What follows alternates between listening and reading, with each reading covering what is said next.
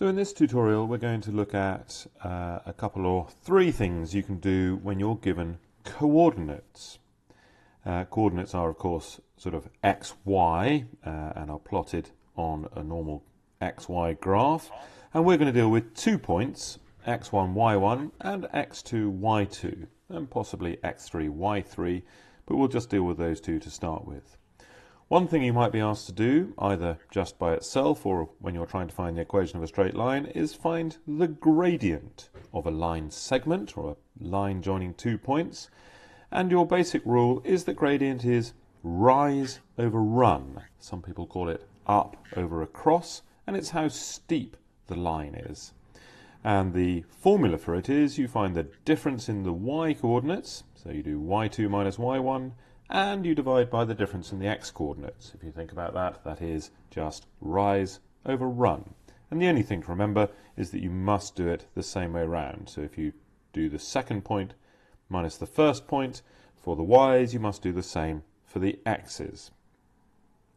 Another thing you might be asked to do is to find the midpoint of a line segment, and that is the way to remember it is that it's really in the middle. It's the average point or the mean point, and so we simply find the average of the x coordinates, x1 plus x2 over 2, and the average of the y coordinates, y1 plus y2 over 2. And then the difficult thing you might be asked to do is show that 3 points, A, B and C, lie on a straight line. And the way to do that is to find the gradient of AB and the gradient of AC and make them equal to each other. You may just be asked to show they lie on a straight line, or you may be asked to use that fact. Either way, the gradient of AB and AC are equal. And as ever with these sorts of questions, if you're not sure what's going on, sketch it and it might give you a better idea. So let's have a look at question 1 over here. We're given 2 points, P minus 2, 3, and Q 2 minus 5. And we're asked to find, first of all, the gradient of the line segment and then the coordinates of the midpoint. So let's label up our points. We'll choose P to be x1, y1, so x1 will be 2 and y1 will be 3. And then let's do the same for Q, but with x2 and y2. And now we're good just to use the formulae.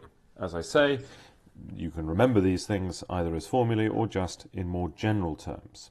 So the gradient of PQ is equal to, well, looking at the formula, rise over run, or difference in the y coordinates over the difference in the x coordinates. And making sure I subtract the same way, I'm going to do minus 5 minus 3, so that's Q minus P for the y's, and 2 minus minus 2, which is x2 minus x1, or x minus x for Q minus P again. And so let's deal with this carefully. We've got lots of minus signs. Take away 5, take away 3, we take away 8. And on the bottom we've got the 2 minus signs together, so a minus times a minus is a plus, and that's 2 plus 2, which is 4. And minus 8 over 4 is minus 2. So we do need to be careful of the negative signs here. Right, what about the coordinates of the midpoint of PQ? Well, the midpoint, the middle point, the average point, so we just find the average of the x's and the average of the y's. So let's do that. Write down what we're doing.